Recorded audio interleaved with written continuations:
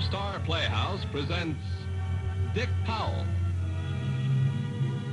Charles Boyer, David Niven, Joan Fontaine.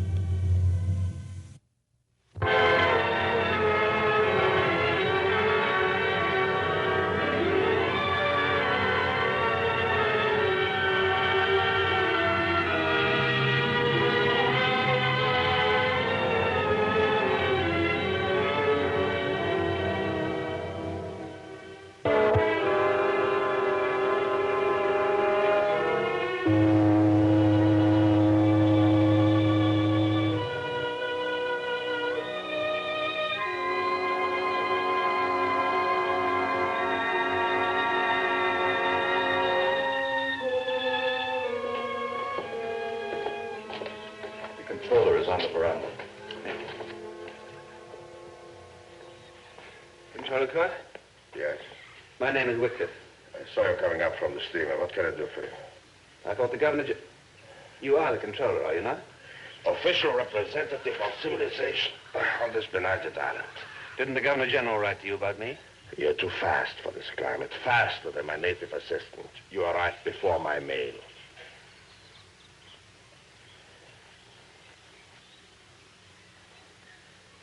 It is coffee time. Will you join me? I'd like to join you very much, but I don't have long. I want to catch the steamer before she turns around. I need your help. You have it.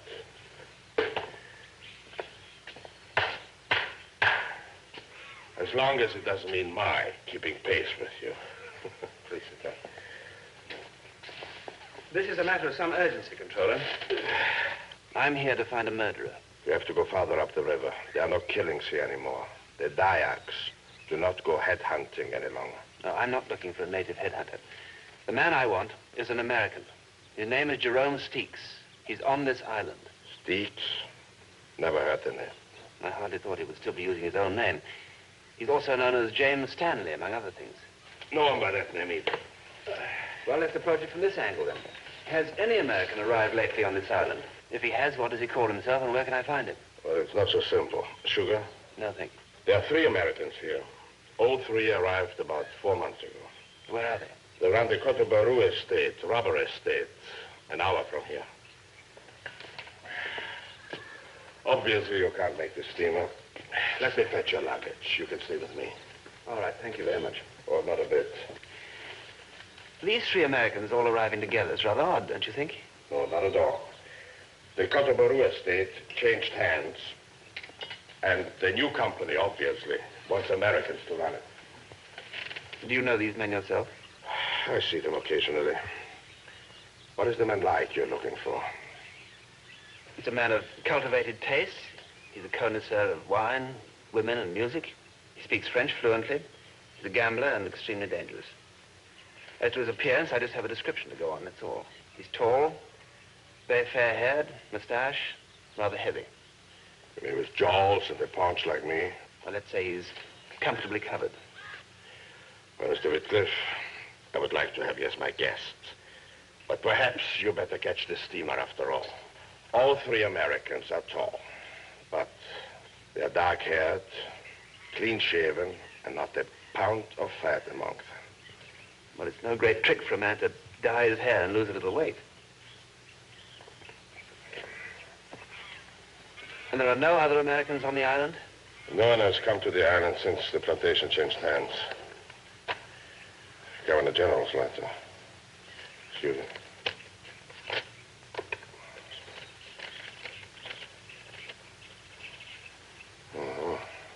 I see. You're on official business. May I ask you who this man murdered? His wife, for rather sordid reasons. I see. And you think it is possible that this man is one of the 3 Americans in spite of what I tell you? There is no question about it. This man has never seen you before? No. Well, in that case, I better send a runner down to the plantation with word that we are coming down for lunch tomorrow at noon. Fine. I will introduce you as my friend, Dick Wilson. Does this name suit you? You will look them over and then decide for yourself. And it may take more than just a casual meeting at lunch for me to pick out my man, particularly if he's altered as much as you say he has. I must have time to study him for several days, if necessary. Maybe I could say I was a stockholder of the company, that I was traveling around these parts and I wanted to see how the plantation was being run. Well, you think it is safe if this man is dangerous? Sometimes, Controller, one must just trust to luck.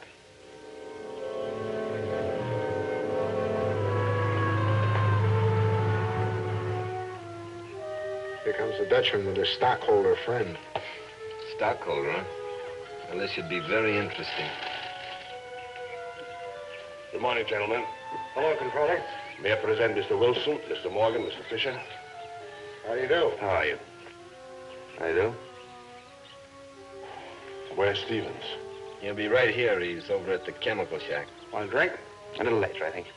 Do you fellas mind if I stick around for a while? I won't be in your way.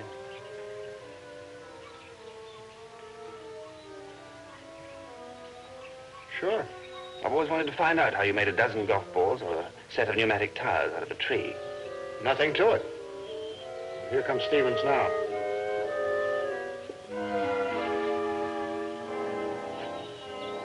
Never late for a meal.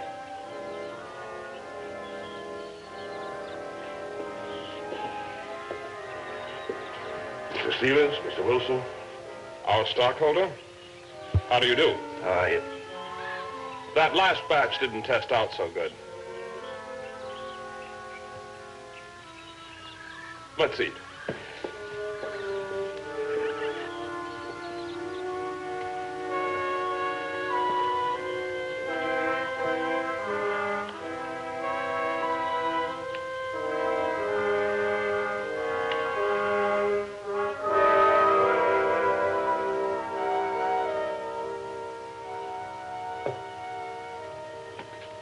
When you live in this sort of a spot, you can't expect fancy grub.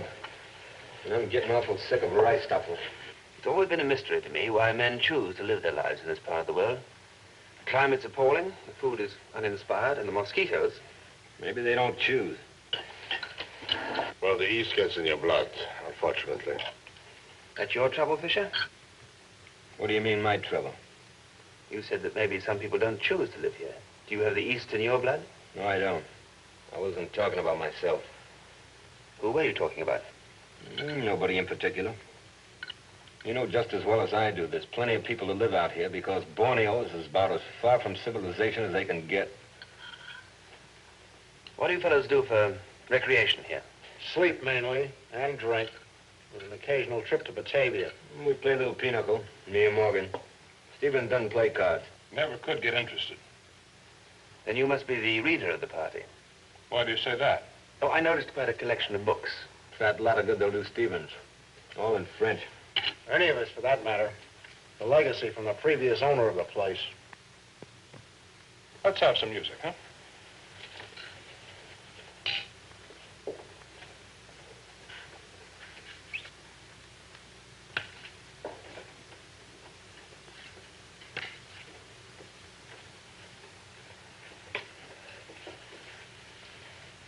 Another bottle of beer?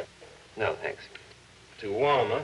Well, I found some excellent wine in Batavia the other day. It's quite inexpensive, too. You ought to send me some. After all, it's better to drink warm red wine than warm beer. You're a wine expert, which I'm not. Fisher's the wine expert, he says. Who said anything about being an expert? When I want to show a girl a big time, I splurge on a bottle of champagne. Is that the best you can do? Well, thank you, gentlemen. But I must return to pressing official business. The controller will now go and pound as officially a... Correct. You're going to stay here overnight? Well, I'd very much like to. It's not too inconvenient. I've never been on a plantation before. I'd like to stay and have a look around. Why not? You're a stockholder.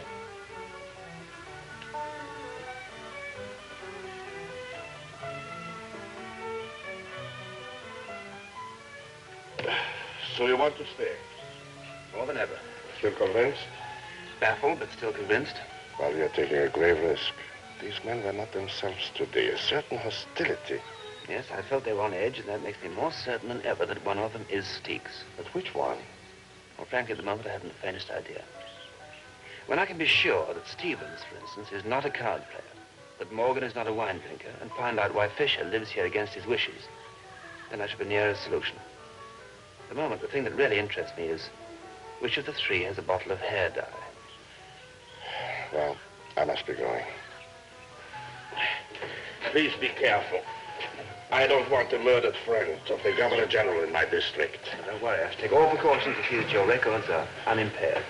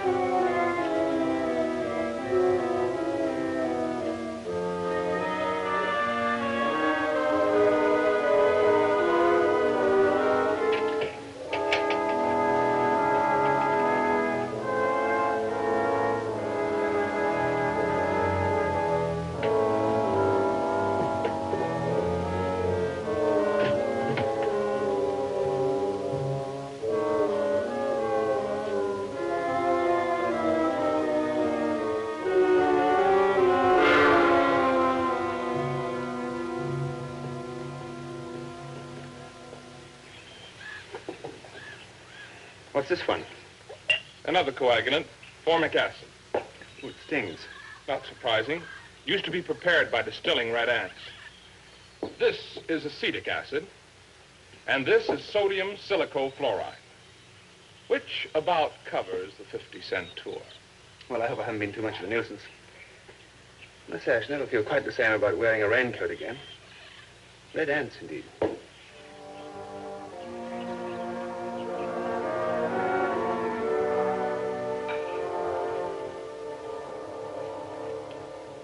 Well, Mr. Wilson, did you find out what you came for? Yes, I did indeed. And very interesting, too. And what exactly did you come to find out? No one thing in particular. I just wanted to get an overall impression of how the plantation was being run. No, that's not what I meant. No? Fisher means when you were searching our room this afternoon. I see. The stockholder story won't do, Wilson. We knew you were a fraud before you got here. You see, there are no stockholders in this company. We're the company, if you want to know. I hope you keep on finding it that funny, Wilson. We don't. Let's have it, Wilson, if that's your name. No, as a matter of fact, it's not. And you're quite right. I do owe you an apology and an explanation. Make it good. I'll let you gentlemen be the judge of that. The reason I came here was because I wanted to find out which one of you three is a murderer.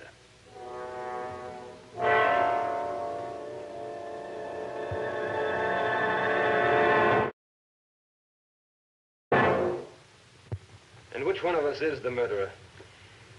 Not one of you, I'm happy to say. You said something about an explanation, Wilson. Right, and it's about time. Sure. Tell us, friend. Who murdered who? The man I'm looking for murdered his wife. That's excusable sometimes. Why'd he do it? For money. That makes sense. He thought it did. The amount involved was considerable. Like how much? Like $250,000. Quite a hunk. I'd have murdered mine for much less if I'd lived with her any longer. Shut up. Then what happened? Well, he was a very clever fellow. He was a big gambler. Apparently he started off by getting his wife to believe that he'd been losing money consistently, as he needed a large sum to cover his losses. She was infatuated by him, so she gave him everything he asked for. She even liquidated some assets against the advice of her attorney. But then he told her that he used an assumed name for these gambling activities. And the checks that she gave him, therefore, were made out in the name of James Stanley. Then he opened an account at a small bank in a small town. And when he'd taken everything from her that he dared to take, he killed her. The way he did that was neat, too. He wrote a suicide pact, signed his name, and forged hers. And a few days later, her body was washed up on the beach. His was never found. The assumption is that he sailed that same day for France. Whose assumption? Mine. That's quite a story. How do you know he didn't kill himself, too? That's right. Just because his body wasn't found doesn't mean to say that he didn't commit suicide, does it? By itself, no, of course it doesn't. But her family always had the gravest doubts whether she, of all people, could ever have committed suicide. Her religion, her whole nature, everything was against it. And then, just a few months ago, Their suspicions were confirmed in a most unexpected way. It always is in this sort of a yarn. Shut up, Fisher. Go on, Wilson. How did they find out? Well, as luck would have it, this small bank where he had deposited the money failed and went into receivership. Now, his account was, of course, impounded along with all the others. Then about this time, a letter arrived at the bank from this James Stanley in Batavia, requesting that his entire account should be transferred to the Royal Netherlands Bank there. This letter, of course, was placed in the hands of the officials who were investigating the bank's affairs. And it wasn't very long before it was established beyond question who this James Stanley really was. His trail has led right here. What are you, an insurance investigator? No, just an ordinary police inspector. Well, gentlemen, that's the story. I'm sure you will forgive my subterfuge and bear me no ill will. When the steamer arrives next week, I shall be on my way, and I shall continue my search for this man. What's his name? His real name, I mean. Jerome Steeks, S-T-E-E-K-S. Odd name. Or fictitious. And what's yours? Whitcliffe. Well, that's the story. I don't see why I should be in your way here any longer. So if one of you will be good enough to drop me down to the town, I'll wait there for the steamer. I'll take you. Thank you. You're welcome to stay as long as you like, now that we know who you are and why you're here.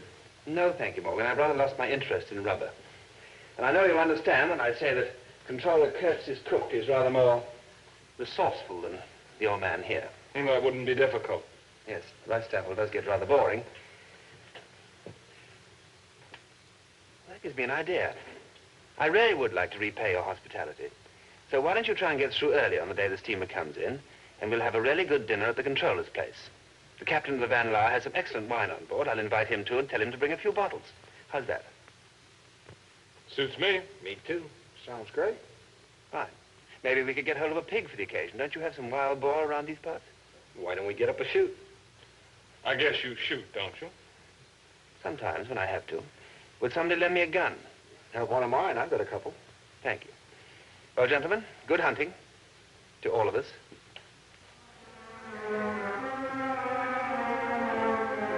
This is suicide.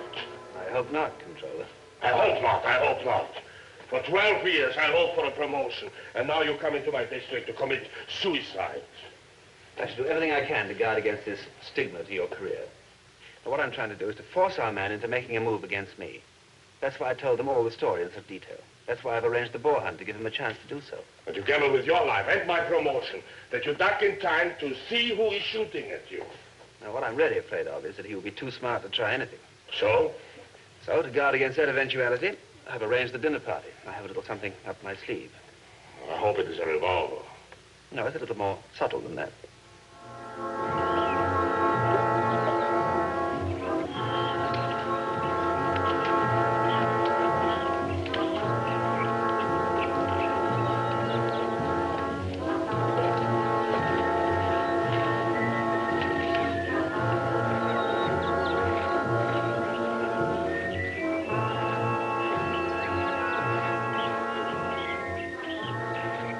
We'll spread out from here. I don't suppose you've ever hunted pig before. No, birds have been about my limit. Don't worry. The boy here will look out for you. Is he an expert? He was an expert headhunter once, but he tells us he reformed. No, that's a relief. Now, about these pigs, how does one... You don't even have to go after them here. Once the boys have set one moving, he's after you, and you'd better be fast. They can outrun anything on 4 legs in this terrain. They found. We better spread out. And if you miss him, jump for a tree. Right.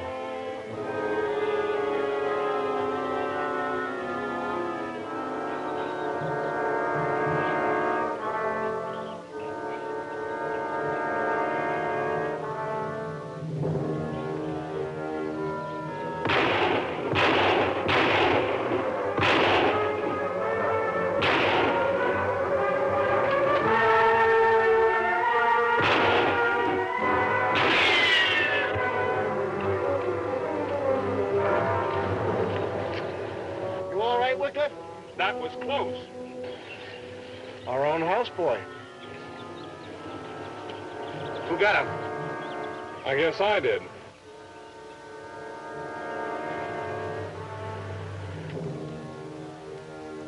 I guess we both did. Probably trying to impress a girl with your distinguished head, Whitcliffe. they still try it occasionally. A sort of a hobby with them, you know. When there's an hour in the month, I suppose. With all of that, did anyone get a pig? 2. And one long one.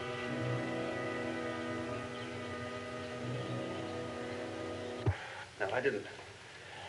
One of them had put a native boy after throwing a spear at me. Luckily, the spear missed, and the boy was promptly shot. Uh-huh. The one who shot must be your man. Unfortunately, 2 of them shot at exactly the same time, Morgan and Stevens both. How about the third one? Fisher, wasn't it? If he's our man, he might have been smart enough to hold his fire so that the others did the dirty work for him. Then you don't follow as you were before. At the moment, no, I'm not. But I have high hopes for our dinner party. There we are. Well, if I drink any more, I won't be able to enjoy the food. Let's change the diet. Well, dish it out. We have to thank Captain Van Schell for this delicious pate and for the Bordeaux Aubryon 34, a great wine. Don't you agree, Captain? Beautiful, beautiful.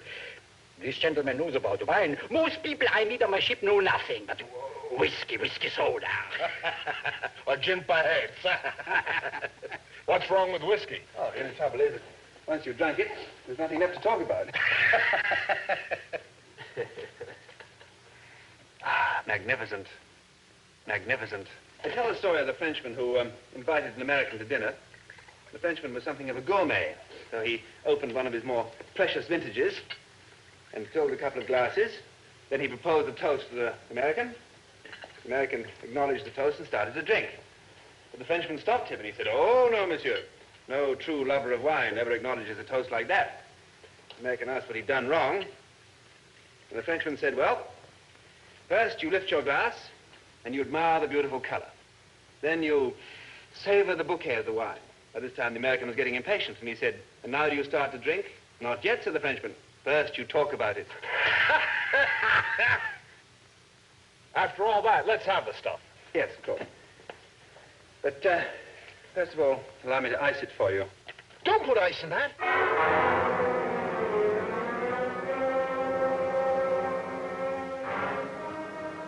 You're quite right, of course. I just thought that it might make a nice change from all those warm drinks you keep on complaining about. Mr. Steeks, Have you gone mad? What kind of a game is this? tell me something. Steeks, how do you keep your hair dark without using dye? What are you talking about? You know what I'm talking about. You said you didn't know anything about wine, and when I began to ice that... You're too clever, Whitcliffe. Seek Stubbings. Come back here.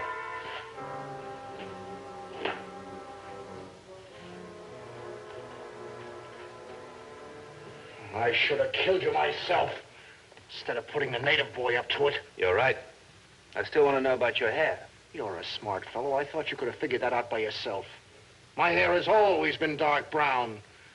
When I began living by my wits, I knew I'd have to hide out someday, so I bleached it light and kept it that way, knowing I could grow it back whenever I wanted to.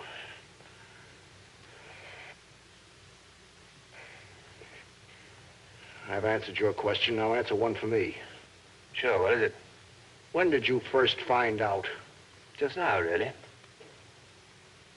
Just now? Yes. I took a gamble on the wine and on the ice. I didn't really know until just now, when you were good enough to tell me.